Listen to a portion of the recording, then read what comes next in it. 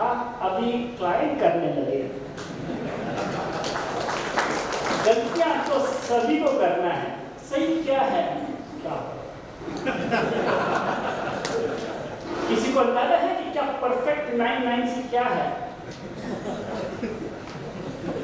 बेकार के आस लेके बैठे हैं लोग कि परफेक्शन है, संगमरमर से ताज बनाएंगे। इस तरीके का बैलेंस शीट में बैलेंसिंग फिगर सस्पेंस अकाउंट में है, इसका संगमरमर में क्या करोगे? Therefore, please bear in mind, it is very important to have clarity about our role. Please bear in mind, in a technology-dependent environment, compliance is एक सूख का कुआं है. It is on the way down. उसमें जितना पानी निकल सकता है, निकल चुका है. अभी सिर्फ रेत. So please bear in mind, we need to position ourselves to handle notices. लेकिन हम क्या कर रहे हैं? कंप्लायंस वाले ही माइंडसेट में नोटिस को भी हैंडल किया जा रहा है. रिकंसिलिएशन आपको नहीं मालूम सर, बटन है नीचे, मैं कर दूंगा.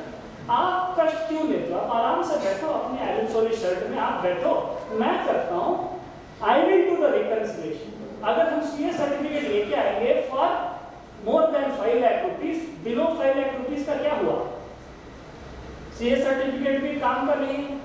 So therefore, please be extremely vigilant. We are educating the department more than necessary. Yes or no? We are educating the department more than necessary. Yes or no? Client is creating artificial pressure. We have to get favorable answer. We have to get favorable answer. If you get favorable answer, क्या किया तुमने? Return. आप ही ने file किया? Favourable आई, इसमें कौन सी बड़ी बात है? तो वारंट आफ्टर सेल सर्विस है. अगर फेवरेबल आंसर नहीं आया, ऐसे क्या कर दिया? प्लीज बेयर इन माइंड, हर चीज का we have to respect and value time. Please, how many here believe your client is very loyal to you? है कोई यहाँ पे second generation, third generation chartered accountant, father grandfather के time वाला क्लाइंट है? कुछ एक जगह में मिलते हैं. Father, sir, I'm second generation, sir, and third generation. My grandfather, one of the first few chartered accountants, so he started practice उसी फॉर्म में कंटिन्यू करता है. अच्छा, आपके बहुत ग्रैंडफादर के टाइम वाले क्लाइंट्स हैं? हाँ सर, है. एक अंकल है, ऑफिस आते हैं, मुझे अपना पोता जैसे ट्रीट करते सर, फीस उससे भी कम देते सर. हैं? आके सीधा मेरे चैम्बर में बैठ जाते हैं और ऑफिस वाले को अपने काम से भेज देते हैं. और मैं बैठा हूँ, जब तक अंकल नहीं जाएंगे कोई और क्लाइंट आ नहीं सकता, कोई और काम पे मैं कॉन्सेंट्रेट भी नहीं कर सकता. ठीक है ना?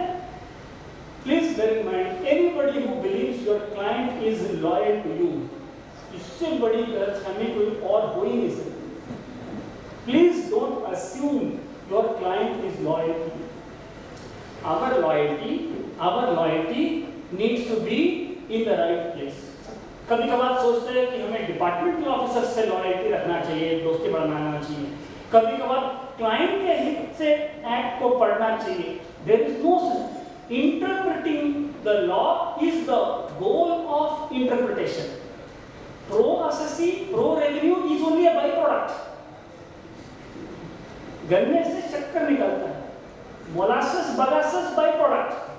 Outcome whether it is pro assessee और pro revenue is a byproduct. Interpretation itself is the goal. You interpret the law.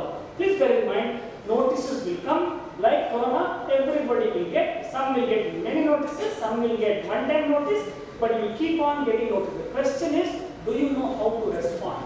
Because कितने कम परसेंटेज असेसीज को नोटिस दी जा रही है कि जो कोई केस में नोटिस दी जाती है, ऑब्जेक्टिव ये है कि इस नोटिस को लेके एक एग्जाम्पल सेट करना है.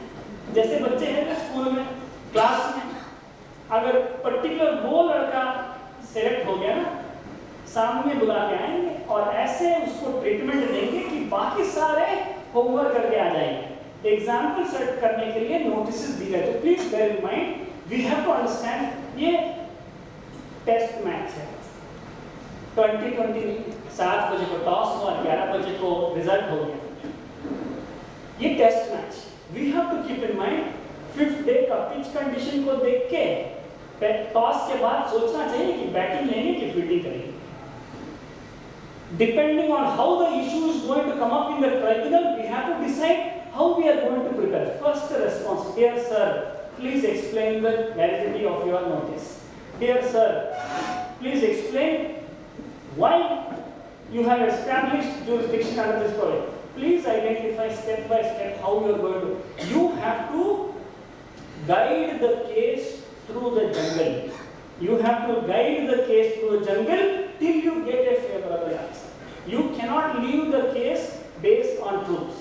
Truth is important, but not in GST. Facts are important. So please bear this aspect in mind.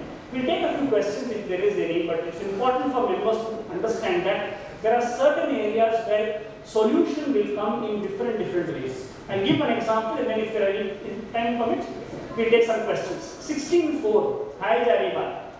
16.4 पूरे देश में किसी का टैली नहीं है. Satisfied? अकेले नहीं. Whole country, nobody has filed within the time limit of 16.4. Example के तौर पे एयरटेल ने 16.4 टाइम लिमिट के बाद आईटीसी क्लेम की. Guess how much is the amount? 923 crore. तो मैंने दिल्ली हाई कोर्ट में आरटीआई फाइल किया. वो एफिडेविट जो उन्होंने फाइल किया एक कॉपी देंगे. तो रिप्लाई आया it is a confidential, it can not be given. अगर देते तो मजा आता. How you claim 923 crore after due date? तो पहले क्या है, एस्टिमेटेड बेसिस पे आईटीसी ली. एस्टिमेटेड बेसिस पे लेने वाले तो अभी बिल ट्रेडिंग केस में फंसे हुए हैं. वही तो वो नहीं कर रहे थे एस्टिमेटेड में. Airtel 923 crore credit they have missed out. हम भी तो एयरटेल यूज कर रहे हैं, शायद वो एयरटेल नहीं यूज करते हैं ब्रॉडबैंड. तो एनीवे एवरीबॉडी हैज मिस्ड 16.4. इसका समाधान will come in 3 ways. 1, interpretation of the law. Section 16.4 time limit is not mandatory, it is only recommendatory. I'll give you 6 justification. I will give you 3 justification. Justification number 1, club and association जो है, club and association जिन पे tax 7(1)AA के amendment करने से levy हो गया. The amendment came from 1st January 22, effective 1st July 17. जब